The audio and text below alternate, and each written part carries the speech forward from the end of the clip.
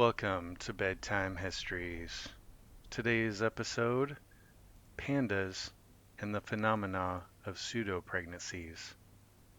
If you were to place a giant panda and a red panda in the same room, you would immediately notice that they share almost nothing in physical commonality beyond a name. One is a massive black and white bear, the other is a russet-colored, bushy-tailed creature that looks like the result of a secret meeting between a fox and a raccoon. In fact, they aren't even closely related. Red pandas are the sole members of their own unique taxonomic family. Yet, despite their different branches on the tree of life, they share a reproductive mystery that has frustrated and fascinated scientists for decades. To study panda reproduction is to enter a world of biological ghosts, where a mother can appear pregnant for months without ever having a cub, and where an embryo can simply decide to stop growing for half a year. For the teams at Smithsonian's National Zoo and the Detroit Zoological Society, managing these animals isn't just about providing bamboo and a quiet space. It's about solving a high-stakes puzzle where the rules of biology seem to change mid-game. The most significant hurdle in understanding panda pregnancies is a phenomenon called embryonic diapause, or delayed implantation. In most mammals, once an egg is fertilized, it travels to the uterus and attaches to the wall to begin its development. In both giant and red pandas, the fertilized egg, at this stage a tiny cluster of cells called a blastocyst, essentially hits the pause button. Instead of implanting, it floats freely in the uterus. It doesn't grow. It doesn't signal its presence to the mother's body in a way that we can easily detect. This period of suspension can last for weeks or even months. Evolutionarily, this is a brilliant survival tactic. By delaying the start of the real pregnancy, the mother can ensure her cubs are born during a window of time when the environment is most hospitable, usually when the weather is mild and the bamboo shoots, of course their primary food source, are at their most nutritious. However, for the humans watching over them, it creates a massive logistical headache because the pause period varies so wildly from one individual to another. A panda's gestation can range anywhere from 95 to 160 days.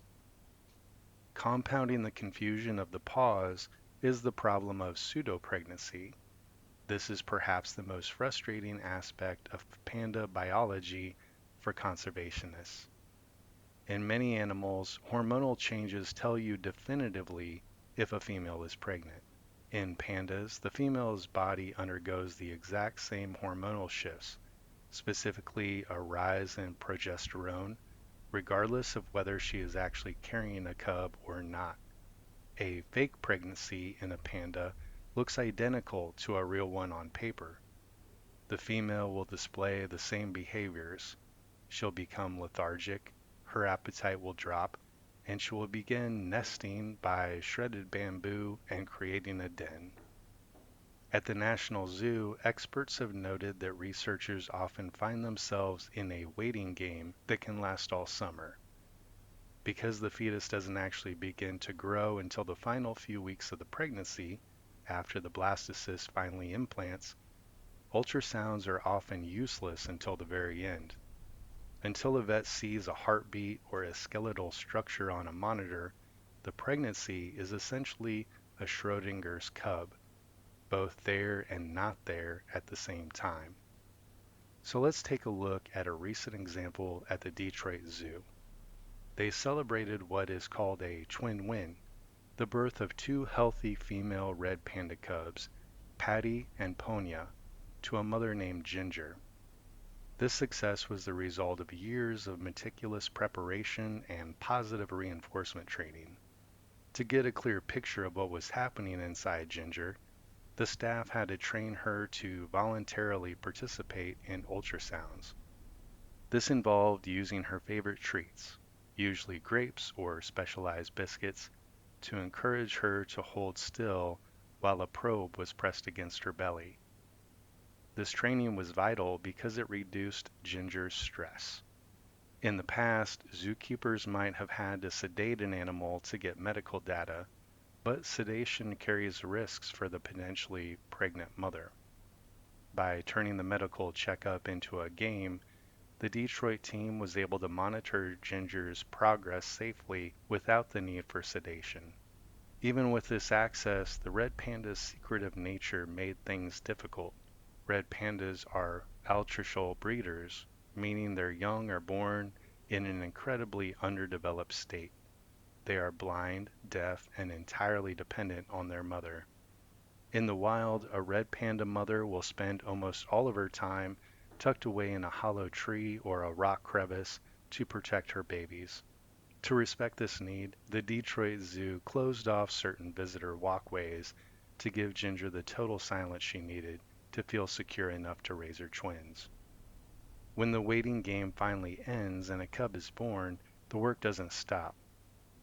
A giant panda cub is famously tiny, roughly the size of a stick of butter, weighing only about 3 to 5 ounces. It is one of the smallest newborn to mother weight ratios of any mammal. Red panda cubs are similarly fragile. According to the San Diego Zoo Wildlife Alliance, they are born covered in a thick coat of gray woolly fur, which won't turn into that iconic cinnamon red for several weeks. For the first 90 days of their lives, they stay hidden in the nest. This period is high stress for zoo staff. They must monitor the mother's behavior through remote cameras to ensure she is nursing and cleaning the cubs properly.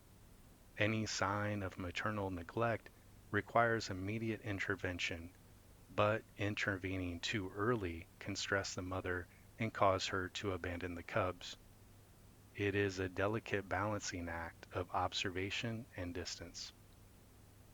It's easy to look at these efforts and see only the cute factor, but the science behind these births is a pillar of global conservation. Both species are under threat.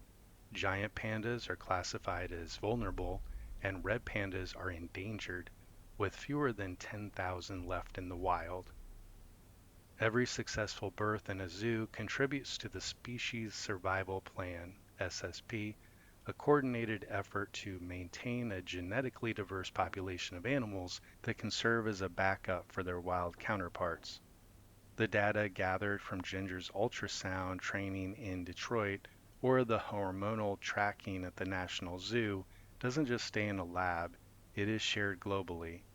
This information helps biologists in the field understand the timing of wild populations and the environmental factors they need to thrive. The waiting game of a panda pregnancy is a reminder that nature doesn't always operate on a predictable schedule. It is a complex, frustrating, and ultimately rewarding process that requires equal parts high-tech science and old-fashioned patience. When a cub finally emerges after months of mystery, it isn't just a win for the zoo, it's a victory for a species fighting to stay on the map. Thanks for listening.